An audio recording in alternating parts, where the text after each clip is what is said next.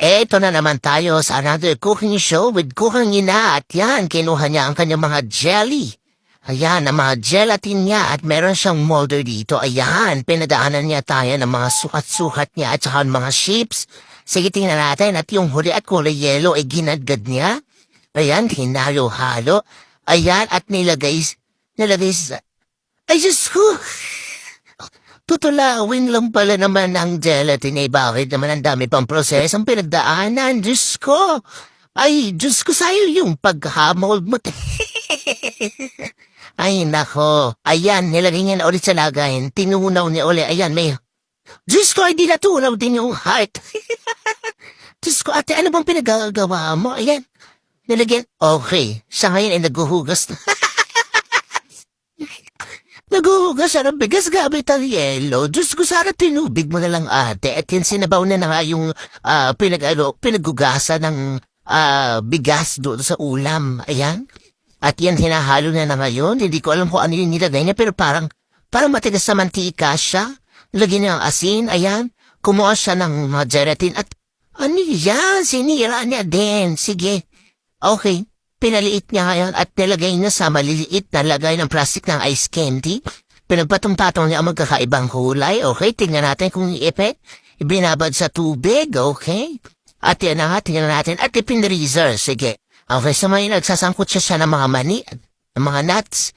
Mantika pala yun, okay? Nandiyan pa nilagay yung talaga yung matigas pa. Ayan, sibuyas bawang ang mga spices niya dito sa kanyang niluluto. Ninunog yung sesame seeds sa yung mani. Ayan, tingnan natin kung ano pang gagawin niya.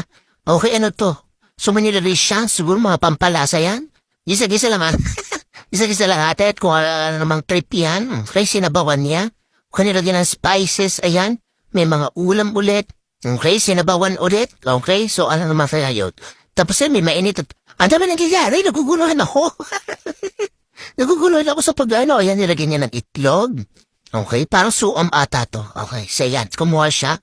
Then, hinalo-hala sa baon, nilagay pa rin ng itlog. Okay, suom ulit. Okay. Next, spices, mga sili. Dinurog, nilagay ang asin. At yan, tapos na ang kanyang menu. So, ano kaya yung kanyang nilutong ito? Pero parang masarap naman, kaso, ayan, may utak pa. Oh my God, at yan, may utak pa kung ano mang hayop ito, kung naman kung tao man. Okay, nilagay ang cabbage, okay? So, parang hindi ko naman yata kakainin niya ng ganyan. Okay, in-steam niya ngayon. So, tingnan natin. May mga kamote siya. At eto na naman. Ito na naman siya sa yelo niya. Di na naman siya nagtubig. Wala bang tubig sa inyo, be? At bakit hindi ka nagyayelo? Ayan. So, gagawa siguro siya ng ube halaya. Bakit ganyan? Okay, sinala. Nilagay sa molder. May itlog na naman sa gitna. Okay, sige. Mga powder. Okay.